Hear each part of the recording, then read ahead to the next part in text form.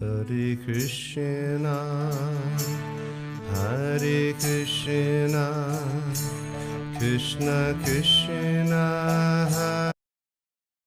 हरे कृष्णा। तो ये चैत्र मास के कृष्ण पक्ष को आने वाली एकादशी का नाम है पाप मोचनी एकादशी। ये एकादशी आएगी 15 मार्च 2026 को।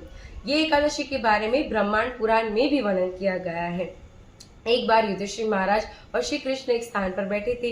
वहां पे युधिष्ठिर महाराज ने प्रश्न पूछा श्री कृष्ण से कि ये एकादशी हमें क्यों करनी चाहिए। तो श्री कृष्ण ने उत्तर दिया कि ये एकादशी करने से हमारे समस्त पाप का विनाश हो जाएगा, सारे पाप नष्ट हो जाएंगे।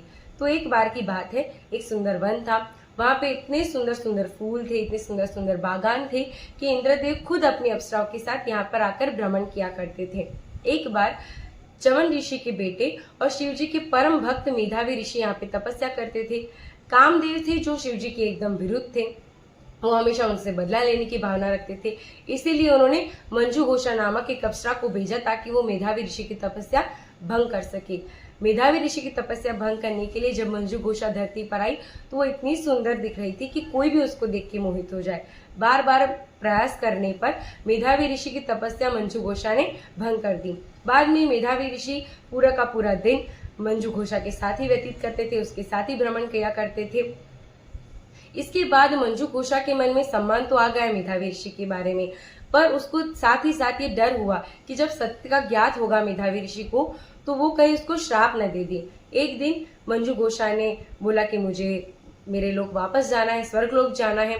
तो तब मेधावी ऋषि बहुत ही गुस्सा हो गए और उनको बाद में ज्ञात हुआ कि गुस्से का कारण ये है कि उन्होंने उनकी तपस्या भी भंग कर दी। उसके बाद वो उसके साथ पूरे दिन भ्रमण किया करते थे और अब मंजू घोषा उनको छोड़ के जा रही है।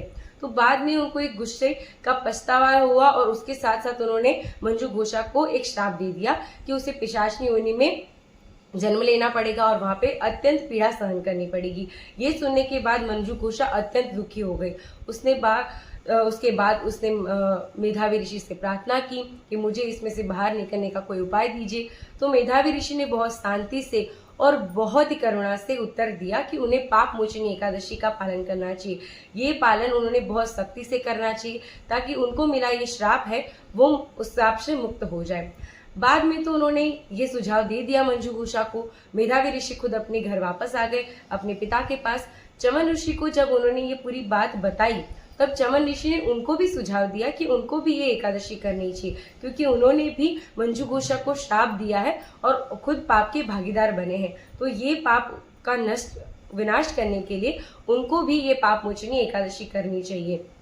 बाद में मंजू घोषा ने तो ये पाप मोचनी एकादशी का पालन तो किया ही, पर मेधावी ऋषि ने भी इसका पालन किया और अभी अपने समस्त पापों का निवारण किया, उनको विनाश कर दिया।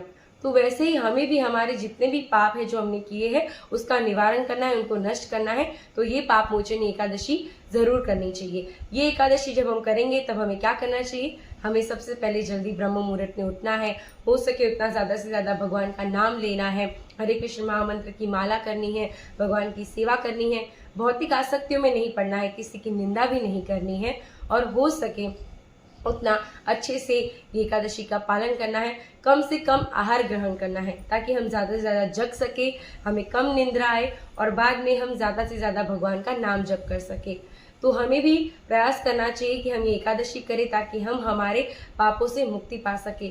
तो आशा करते हैं कि आप सभी लोग भी ये पाप मोचनी एकादशी करेंगे और अपने पापों का विनाश कर देंगे। हरे कृष्णा।